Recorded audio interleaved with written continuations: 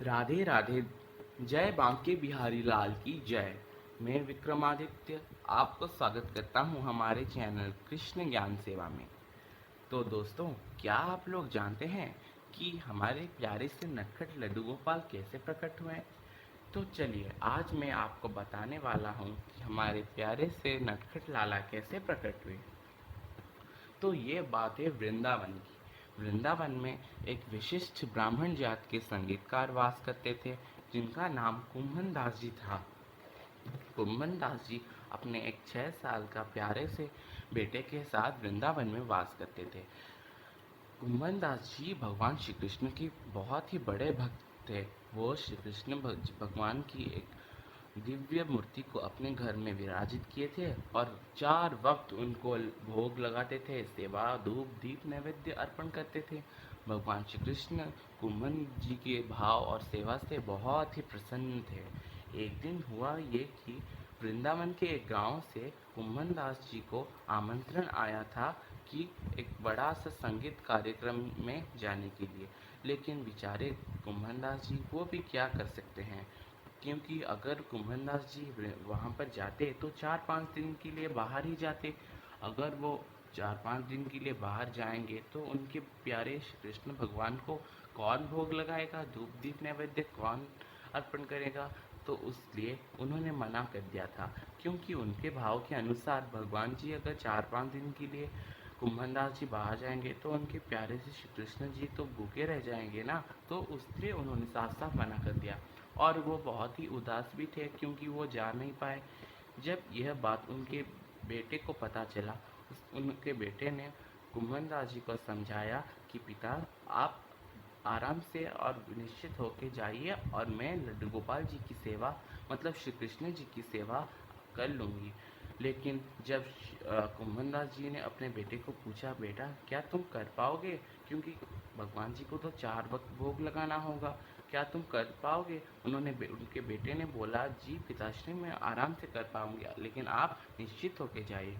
तो बहुत ही समझाने के बाद कुम्भन दास जी अपने बेटे के बहुत ही समझाने के बाद तैयार हुए और भगवान जी का दायित्व उनके बेटे को अर्पित किए और चले गए संगीत के कार्यक्रम के लिए। यहाँ पर कुम्भन दास जी के प्यारे से 6 साल के बेटे ने क्या किया, आप अभी सुनिए। भगवान जी को वो रोज़ ही बुलाता है श्री कृष्ण जी को, और वो तो एक निष्पाप सा बालक है ना, उसके मन में क्या छंद माया होगा। तो वो प्यार से बुलाते हैं, भगवान आप आओ और मेरे लड्डू स्वीकार करो। तो भगवान भी आ जाते थे, अपने एक हाथ में लड्डू पकड़कर लड्डू को खा लेते थे और बाल स्वरूप में उसको दर्शन भी दे दिया करते थे। ऐसे ही 4-5 दिन बीत गया।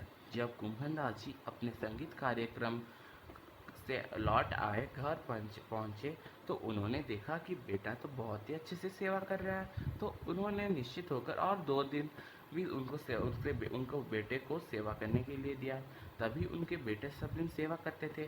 तभी कुम्भन दास जी ने पूछा, बेटा तुम तो 4-5-6 दिन से सेवा कर रहे हो, तो मुझे भोग तो दो, क्योंकि भगवान जी को भोग अर्पण करने के बाद वो भोग तुम अकेले तो सारा नहीं खा पाते, तुम कुछ भोग मुझे भी दो। मैं बहुत दिन से भगवान के भोग ना खाकर मेरा मन अच्छा नहीं लग रहा है। तो फिर उनके बेटे ने बोला, लेकिन पिताजी भोग तो सारे श्री कृष्ण भगवान ने खा लिया। तो कुम्भन दास जी को लगा, बेटा झूठ बोला है, या उसको वो सारा लड्डू और भोग खा लेता है, और क्योंकि वो तो बालक है ना, झूठ बोल रहा है। तो एक दिन क्या हुआ ना, कुम्भन दास जी जब उनका बेटा भगवान को लड्डू भोग अर्पण कर रहे थे, तो कुम्भन दास जी दरवाजे के पीछे छुपकर देख रहे थे।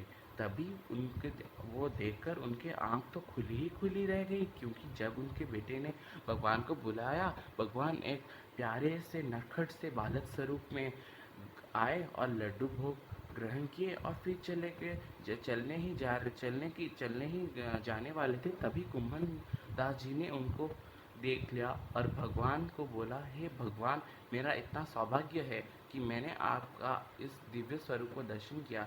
तभी उन्होंने भगवान को देखा और भगवान का इस स्वरूप में भगवान एक छोटे से प्यारे से बिना वस्त्र के एक बालक के रूप में थे, जिसमें वो एक हाथ में लड्डू पकड़े थे और हाथ नीचे था।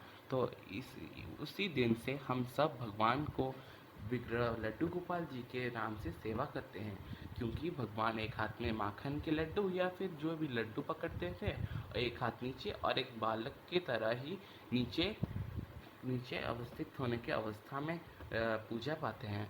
इसलिए हमारे प्यारे से नटखट कान्हा जी का नाम लड्डू गोपाल रखा गया। तो दोस्तों राधे राधे। अगर आपको इस वीडियो अच्छा लगा तो हमारे चैनल को सब्सक्राइब करें। जय बांके।